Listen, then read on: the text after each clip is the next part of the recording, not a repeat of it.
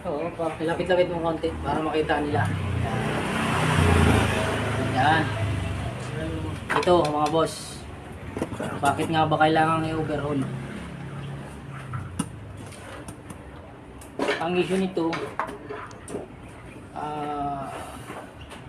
may time siya na namamalya tapos nag-low power check engine. Tapos meron siyang camshaft corrosion. So ito mga boss. Dito sa dulo ng relacto,